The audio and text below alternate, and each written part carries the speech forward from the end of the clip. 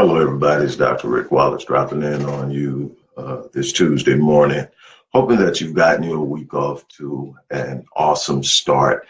I know a lot of you are preparing for the true beginning of what's known as the holiday season, Thanksgiving, and no matter what your beliefs are or whatever, I'm not one that personally celebrates any of the commercial holidays, but I celebrate family and love. So I'll be out with the family doing whatever we decide we're going to do. I'm going to do it with intensity and passion and love because I love my family. I love my people. I love my community. So I am going to enjoy it all. With that being said, I want to stop in and I want to talk to you very briefly. First and foremost, get some things out of the way. I am right now currently going through an expansion project with the Visionetics Institute with something called the Critical Mass Project. And it's critical mass phenomenon. It's a project to expand the reach of the Visionetics Institute to be able to help more people. There's a link to check on and see what that's all about. Also, don't forget, Critical Mass is a great book to get for loved ones and for yourself for the holidays. You can pre-order that book now.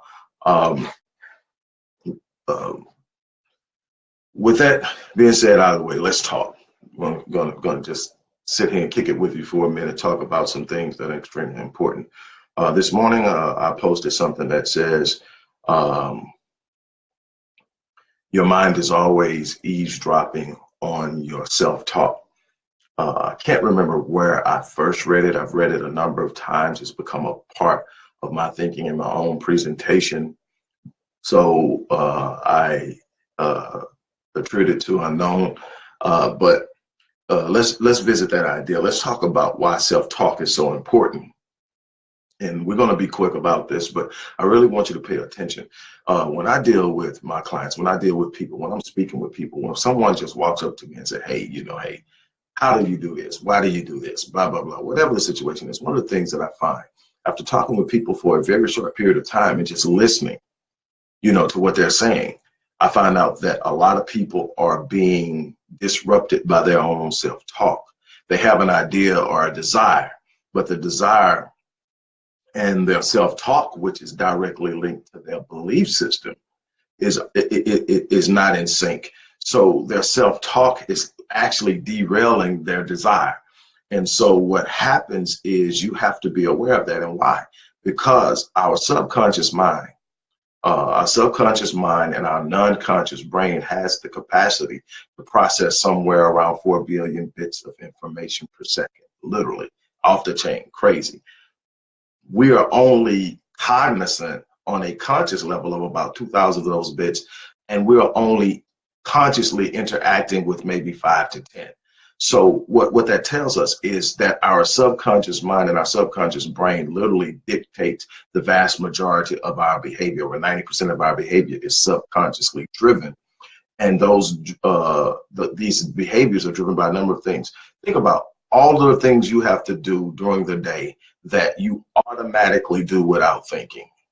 If you're walking down the hallway, somebody steps out in front of you, immediately stop. You don't have to think or process what you need to do. You just automatically do it.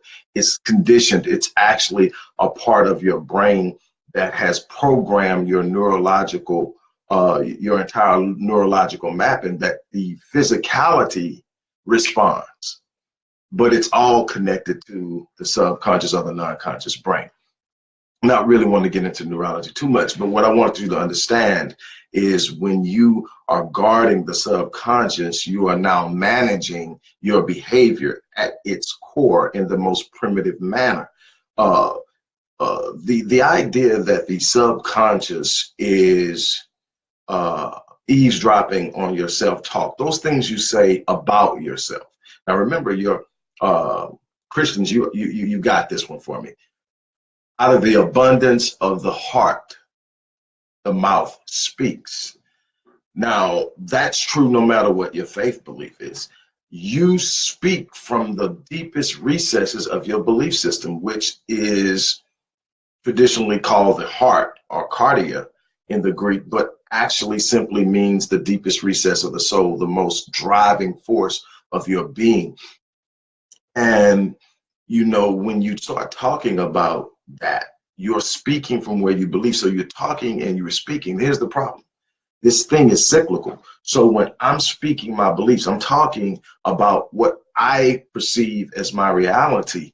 I'm constantly feeding that back into my mind, reestablishing a stronger belief that reinforces the talk, that keeps doing it. So when it's time to act on something that is directly affected by that belief that I keep talking about, I'm going to act and respond based on that belief. So if I'm talking about lack all the time, what I don't have all the time, what I can't do all the time, why this won't happen all the time, why others got this and I don't all the time, guess what? I'm feeding my subconscious mind an idea that what I desire, I can't have. I'm feeding my subconscious mind an idea that I'm not in a position of power in my life, that I'm literally allowing life to happen to me instead of demanding that it responds to me.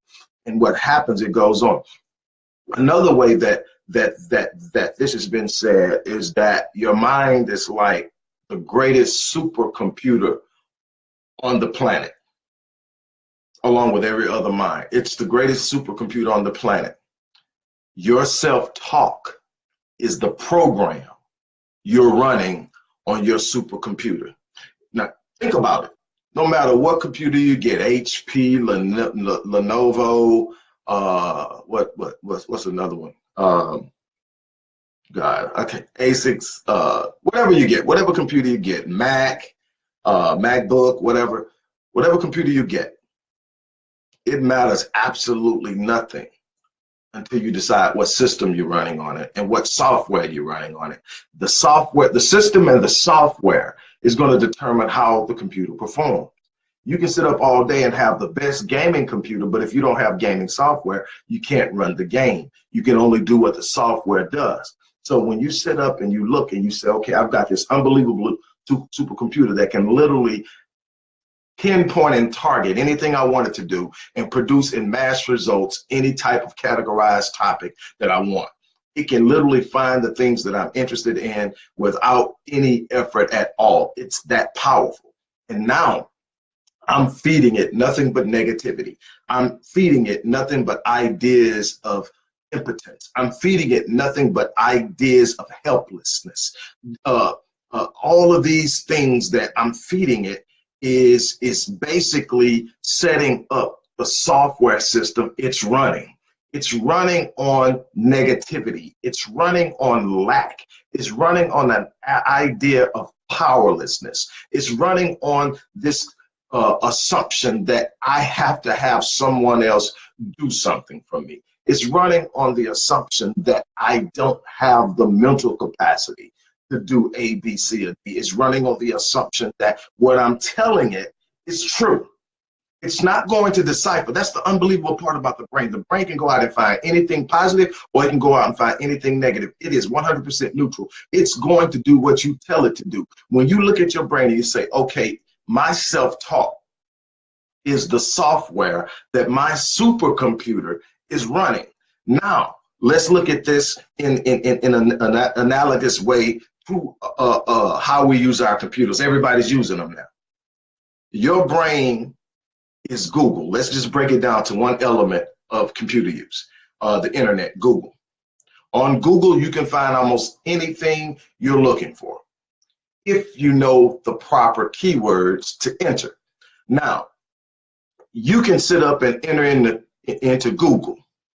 Why will I fail at business? And what will Google find for you? It will find you every article on why businesses fail and why it's not a good idea to enter into business. It's not going to go out and find all of the other information that says while business is challenging, if you do A, B, C, and D, you will find that you increase your chances of success. It's not going to do that. Why? Because it's designed to produce to you what you ask. And you are asking yourself the wrong questions in your self-talk. You are telling your brain to go out and support what you're saying. So it's going out and finding every reason why you can't, because that's what you told it and taught it to do. But if you were to change the questions, the keyword, if you would change your self-talk, if you would start to speak as if those things you desire are already there, if you will start to speak with an aura of confidence about what you're expecting in your life, not what you can see physically, but what you know based on your design you're capable of. Stop talking about what you don't have. Stop speaking as if it's more important to be honest about your current situation than it is to be hopeful about your future. Oh, so many of us do that. We feel like there's something to be proud of because I'm going through something right now, or because I'm able to manage all of this mess and I'm doing a good job of managing mess. You should be looking for and expecting to come out of the mess, no matter what it is. Bad relationship, financial situations, a lack of employment opportunity, whatever your situation is. Stop talking about that and start talking about what you're capable of doing to overcome it. Start talking about the beast mode in your design. Start talking about what happens when you grind. Start talking about what you do when you set your mind to having something. Start talking. Why? Because your mind is eavesdropping on your self-talk. And this is what we know. I love this. This is what we know. The Almighty is just straight beastly in forethought and being able to make things. Check this out. We know now for certain that the mind, as awesome as it is, does not have the capacity to distinguish between what is being imagined, hoped for, envisioned, and dreamed, and what is actually taking place. So when you're able to consistently feed your mind images of success, images of wealth, images of prosperous and healthy relationships, images of progression in life in every area, guess what? It starts to believe that this is your reality, and it starts to look for things to substantiate it and uphold it, to support it, to provide the information you need on how to advance it. You start with a vision and you believe the vision, you hold the vision, you begin to speak things that are not yet in the third dimension as though they were, because they have already been manifested in your mind. Remember that if you can conceive it in your mind, that's God's evidence that it's possible. Now, this self-talk thing, it's unbelievable. Just listen to other people. Measure their self-talk with their current situation and watch how it lines up. Watch a person's self-talk. And to define exactly what I mean about self-talk, anything that a person says about their own self or their own situation. You know, everything from I can't win for losing to, you know, man, it's really rough right now. We're struggling to get through the holidays, all of those things. Listen to their self-talk and then look at their reality. You can sit up and look at a person's self-talk and see their reality. You can turn around and see it on the positive side. And sometimes I can't explain with enough force the power of positive self-talk, not just in what it does to your mind, but what that does for your energy. When your mind starts to perceive and expect things that are positive, that are wonderful, that you absolutely look to and love, when it starts to do that, the energy and the frequency you operate on, the energy you emit based on the frequency you're operating on, creates a vibration that produces things that you cannot possibly produce when you're operating down here in this zone of negativity, this low frequency, low vibration area that comes along with lack, frustration, anger, hatred, bitterness, the lack of anticipation and expectation of anything good, pessimism in every form it exists. When you are down there, you're literally emitting energy that's guaranteeing the recycling of your state. When you are in this constant situation of all you want to talk about is negativity, what's wrong, why it's wrong, why it ain't never changed, blaming everybody else, not having an accountability of self to step out and be what you need to be to have what you want to have. See, in order to have some things that are exceptional, in order to have some things that are extraordinary, in order to achieve something phenomenal, you've got to be willing to step out of the comfort zone and take some action, take some risk, invest in yourself in a way that most people won't. You want things that most people don't have, you got to be willing to do things most people won't do. That's the way most people who are considered exceptional, extraordinary, and phenomenal performers are doing exceptional, extraordinary, and phenomenal things to get there. They're not thinking like the average person. They're not talking about the things the average person is talking about. They are not willing to accept their momentary defeat as their permanent reality. Those are the things that you are going to have to get in your self-talk. I mean, that's one thing that I stay on my clients about consistently is self-talk. See, what did you just say? Think about it. What did you just say? You're telling your mind, this is what we are, this is who we are, this is our reality. And when you say it consistently, you inculcate it deeper and deeper and deeper into your psyche. And it becomes a part of your identity. You will never break away from poor relationships when you identify with being in poor relationships. You will never break away from poverty when you identify with poverty. You're never going to break away from anything that you identify with, because your identity, your self-image, and your identity based on that self-image is one of the most powerful anchors in your life. It's going to hold you to what you identify with. Until you are able to create a situation in which you are identifying with something different than what you're currently experiencing, you will continue to experience it in a consistent way until you break the cycle by breaking the limiting beliefs that created it and replacing them with new beliefs that expand your reach. That is it.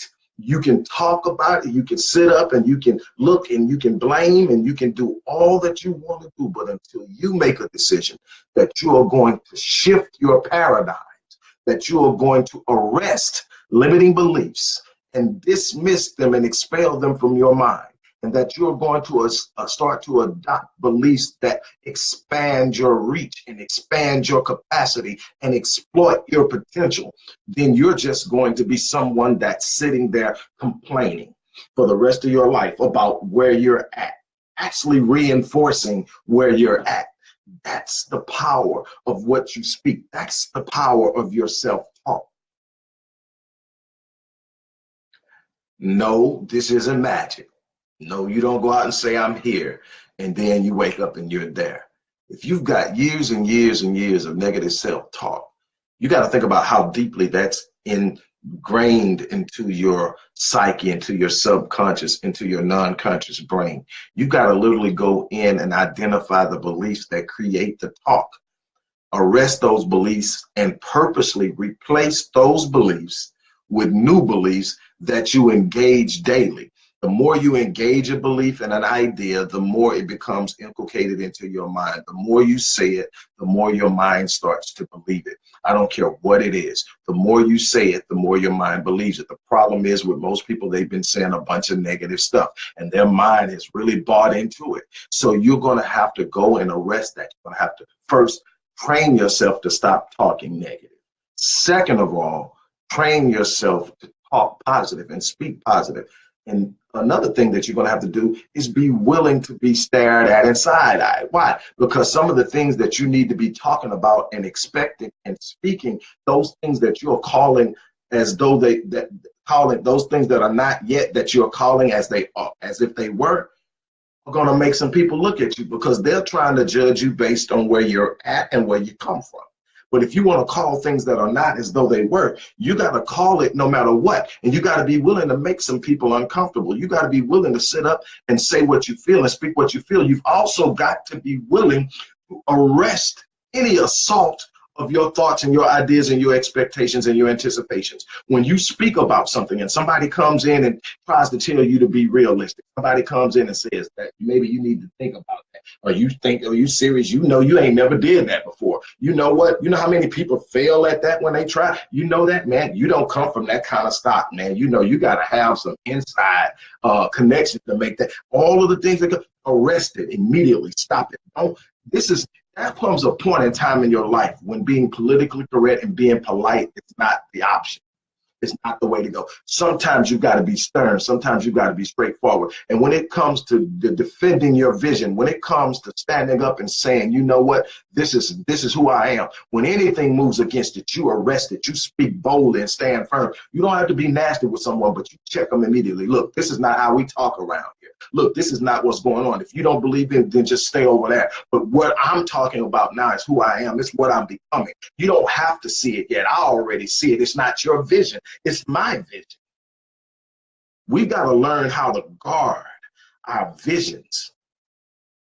We got to learn how to guard and stand firmly at the post of our gates to keep negative information from infiltrating and disrupting what we're trying to build. See, we're trying to build that person that is required to do and have the things that we see in our minds. See, it's not what you want that you get, it's who you are that you get. So when it's something that you've been wanting that you don't have, you've got to develop into the person that is required to have it.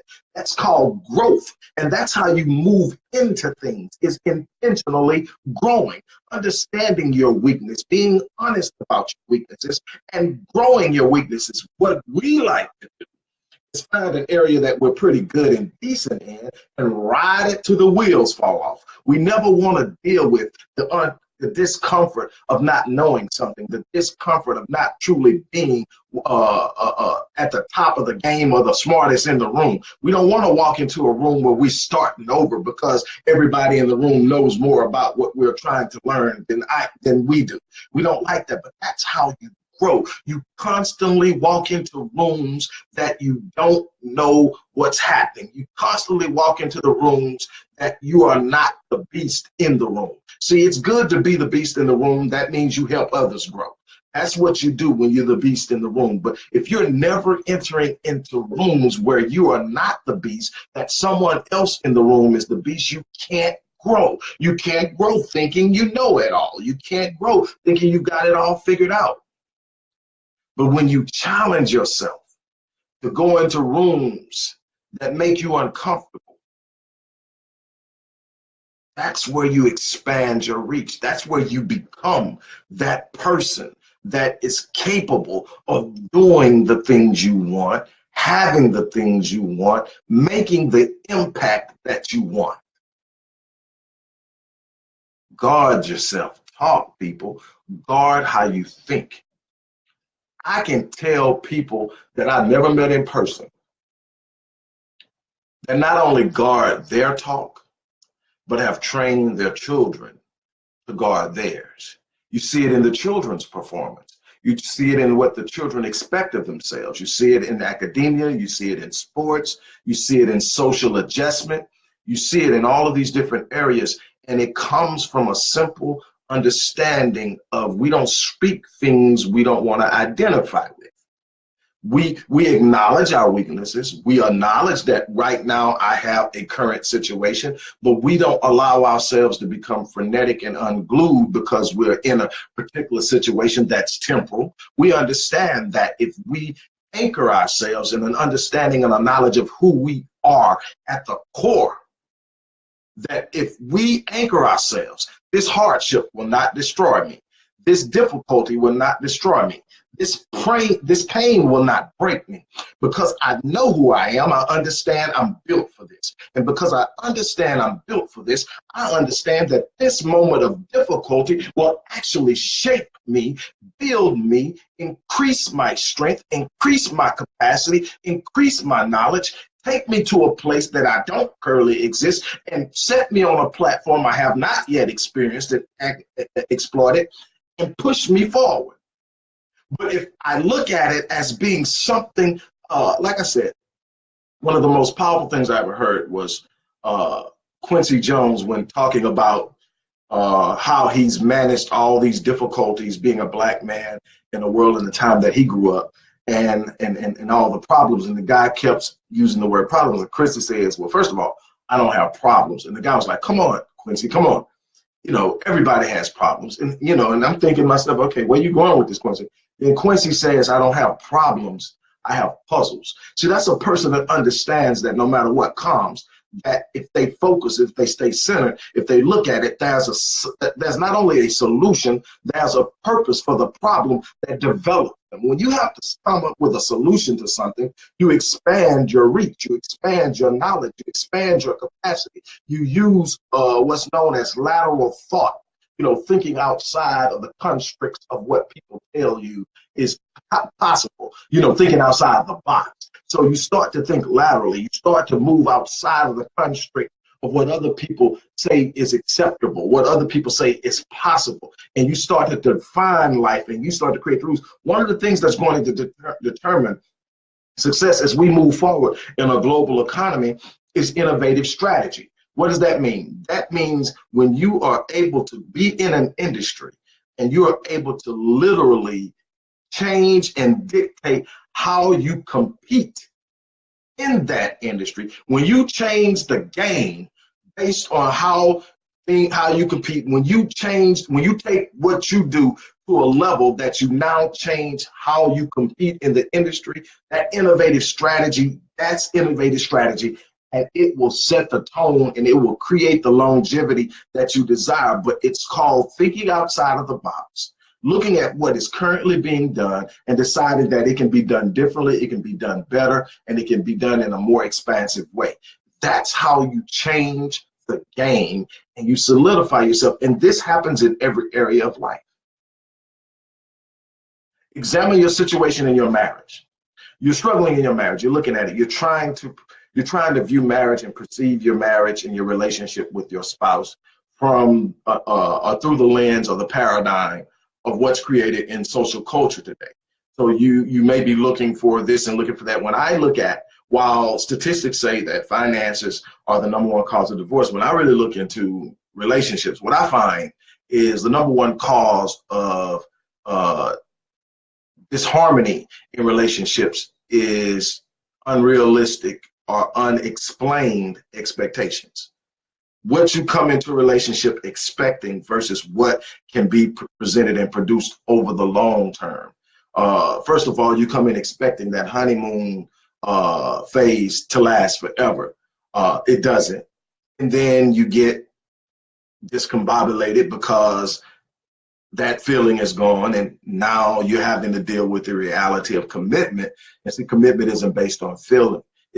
Feelings is based on character and integrity. It's based on an understanding that I am entering into something and I am vowing to commit myself at a level above myself, so that I am not only thinking of self. And matter of fact, I think of myself second. I think of my mate first, and I look to expand them, to grow them, to build them. The expectations that I have will determine how I feel about things. When you truly understand, when you have the right expectations, when your expectations align with the true meaning of what it is you're trying to do, you find yourself functioning at a high level in whatever that is. When you have some thwarted expectations, you tend to become disenfranchised, frustrated, angry, and even bitter, because you're not getting what it is you want. But when you have a true expectation based on the natural dynamic of something, then you get the most out of it. But I'm going to go back to what I started with, and I'm going to shut this down. I really think that the analogy of the brain being a supercomputer is extremely weak. The brain is organically capable of so much more than any computer that's on this planet. You can't even imagine it. We just simply are not aware of how we're using it, and we're using it. It's like having an iPhone or a Galaxy, whatever the latest Galaxy is, the Samsung Galaxy is, having the latest one and just using it as a phone. That's what most of us do with our mind and our brain. We take this huge capacity and we just use one element or component in it, and we call it a day, every day for the rest of our lives. It's when we begin to exploit the possibilities of what we can do with our brain. It is the source and the beginning of the genesis of our energy. We emit the energy. It comes from different forms and out of different forms, and it's emitted from us holistically throughout our whole body. But the most powerful forms of energy are emitted from our thoughts. And you can literally shift environments, literally. That's the other thing. We really truly underestimate the physicality of our thoughts. We see our thoughts as being something intangible, something invisible, and we just think it and it's out there. No, your thoughts engage the molecular structures and atomic energy, subatomic energy in your environment around you and beyond. When you're really truly able to focus, there's a physicality to your thoughts. You're moving things, even if you can't see it. That's the wonderful thing and the powerful thing about being able to speak things that are not, is that you have in your mind the power to move mountains, but that same power can bury you. It can, because it goes either way. It's neutral. It's how you use it. Some people use it to place themselves at extraordinary heights. Some use it to find themselves at the depth of darkness. But it's up to you. You're going to choose it. No matter what has happened to you in the past, no matter what you went through. Maybe you didn't know your father. Maybe you didn't know your parents. Maybe you lost both parents. Maybe you've been through several horrible relationships. Maybe you were molested or abused as a child. There's so many things that people go through that create this darkness. But at the end of the day, it's going to be you that's going to rescue you from that darkness. It's going to be you that's going to sit up and say, I am not going to live here forever. And it's going to be you that's going to learn how to use your thoughts, your mind, your speech to elevate your posture, to elevate yourself. You're going to have to learn the physicality of your thoughts and the power and the force and the physicality of the words you speak. You're going to have to learn that you don't have a free pass with your speech if you're really truly holding yourself accountable for being something exceptional and extraordinary, someone exceptional and extraordinary. With that being said, I'm going to check out of here. But what I want you to really truly understand is that you are this unbelievable, exceptional, and extraordinary being. And the more you allow others to define you in any way, and that includes me, anybody, the more you become a slave to the idea of someone else. It's when you examine yourself and look inside of yourself that you find that nobody in this world is better than you. They've simply learned how to exploit the greatness inside of themselves at a level that you haven't learned yet. It's up to you to seek that, to find that, to explore the opportunities and options in this world. You haven't even tapped into your potential yet. You haven't even seen, or even you haven't entertained the ideas of what's actually possible when you truly understand the power and the physicality of your thoughts. There are some extraordinary things waiting on you, but you are responsible for rescuing you. Not sitting up waiting on something or some external force to come rescue you, not waiting on some entity or organization to rescue you, not waiting on this magical miracle moment to take place in your life. You are the creator of the miracles by what you believe about yourself. You're literally living out your beliefs right now. If you look at your beliefs are going to be manifested in your thought processes and in your speech. That speech is going to reinforce the ideas and the beliefs behind your most common behavior. your rituals and your behaviors is going to be actually manifested, and it's going to align itself with what you're saying about yourself, your self-talk. Your self-talk is going to consistently reinforce these things in your mind, which will consistently enforce your behavior, and you will consistently get what you consistently talk about. Now, when you sit up and you understand that, you start to examine. Now, sitting up saying, I'm going to arrest my self-talk, it starts with actually understanding the beliefs behind the talk. That's where you go work. You go work with, why do I say this? Why do I focus so heavily on this? Why am I constantly saying this about myself? What belief in your mind, no matter where it happened in your past, that is stored in your memory now as a belief, where did it initiate? What event took place that you interpreted in a way that created that belief? Go back and visit that. Examine how it could have been viewed differently. Examine how you could have looked at it differently. Examine how other people have come out of that situation differently. Now create a new belief based on what you've examined. Now service that belief, nurture that belief, engage that belief constantly over the course of the day while starving and resisting the old one. It's a process of literally rebuilding, resculpting your neurological makeup of the brain and how it responds to things. Because like I said, the vast majority of what you do instinctively based on how your brain has trained you to respond. Nobody has to tell you to stop when something is coming in front of you. Nobody has to tell you to jump when you hear something pop. It's all programmed. The vast majority of our responses are programmed based on our beliefs. You want to change your programming, you got to change your belief. You want to change the software you're running, you got to change your self-talk. I absolutely appreciate you guys for stopping by. Hopefully, there's something that you're able to take out of this. It's all about growth at the end of the day. You have to be growing. If you're not growing, then you're not progressing, and that's a part of it. That stagnancy that comes from a lack of growth, and it comes in so many different areas. I can't get into it this morning, but if you're not growing, if you're not looking at things differently, if you're constantly in that same place to where you thought you knew something 5 years ago and you still thinking that same thing, you're not growing. Because what I can tell you is every time I arrive at a place of what I consider to be understanding, I'm immediately reintroduced into a new idea, a new way of thought. And it's the ability to keep your mind open that opens up the possibility. So many people are trapped right now by closed minds. These closed minds that will not let go of old ideas, old beliefs. That has to change. It's the old beliefs and the unwillingness. I mean, there are people that will attack to protect old beliefs. They will get real nasty to protect old beliefs, not understanding it's the old beliefs that's anchoring them in the situations that they're in. It's when you're able to sit up and say, well, I thought I knew.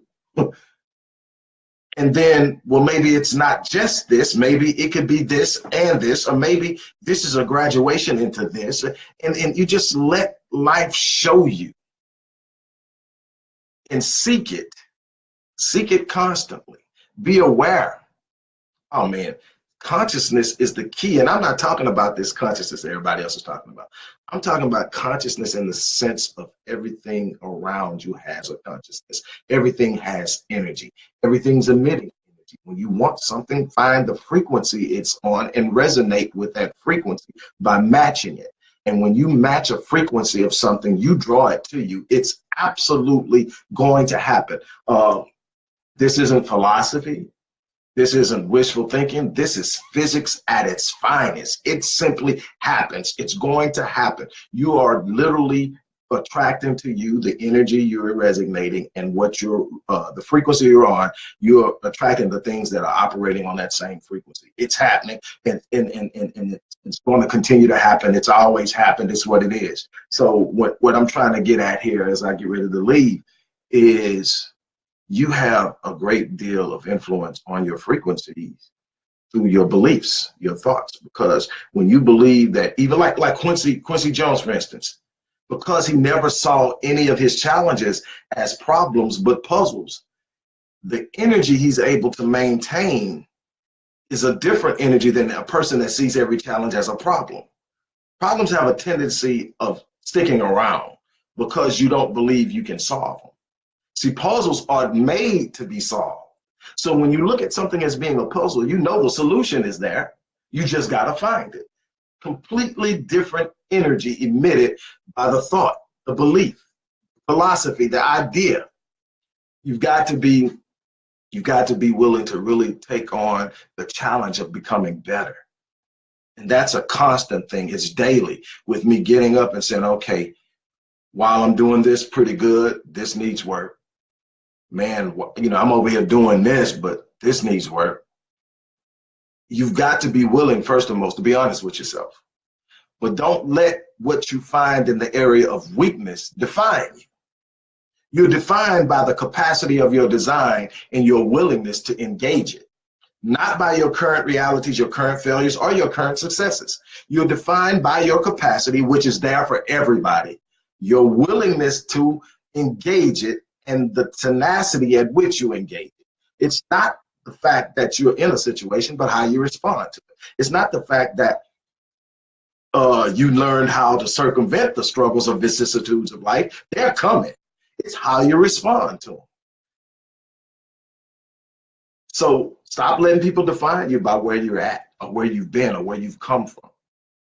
I've learned that some of the most remarkable and extraordinary people come from some of the darkest places. That darkness has a way of shaping you when you have the tenacity to allow it to happen. That's it for now. I absolutely, really, truly appreciate you guys allowing me to share with you. I hope that in some way there was something that you were able to take out of this. There's something that you can look at and start to work on in yourself. And this is something you can do within yourself, that you can sit down, you can start to examine yourself, start to look at things you're saying that you don't want to relate to. If you're trying to get out of a bad relationship, and that doesn't necessarily mean leaving the relationship, that may mean working on the relationship. But if you want out of it, you can't keep talking about how bad it is. At some point, you got to start talking about how wonderful you want it to be. If you're consistently and consecutive in a way of poverty, people go up and down when it comes to finances. Anybody that'll tell you that's been around money for any time, that the average person who has achieved the status of millionaire will go broke technically at least 3 times in their life. It's just the risk of living at that level, of being willing to take the chances you have to take to get there, will sometimes put you in situations in which you go back. But that person is never defined by the down. That person is defined by what they expect of themselves and where they are going to be when they recover. And that's the mindset they have. It's the person, you're always going to be what you relate to. Stop relating to negative things. Identify those things. What you talk about the most negative, stop it. And don't just stop it, replace it with positive talk that counters it. Because you got to undo the old belief by replacing it with a new belief. And you do that by replacing your speech, your thoughts, and things of that nature, and go on. That's a process, but you've got to monitor your self-talk. That's it for me, man. As I always say, you guys, I'm going to down eat. I encourage you to do the same thing. Live your life on full, so that when you leave this place, you don't leave any untapped potential, anything left behind undone. And that way you can be assured that you are leaving behind a legacy that will speak on your behalf long after you're gone. With that being said, I'm out of here. You guys have an awesome day. Celebrate with your families, no matter, what your beliefs are or whatever. Just love on your family. This time here in this area of in this phase of our existence is short. Make the most of it. I'm out. Peace.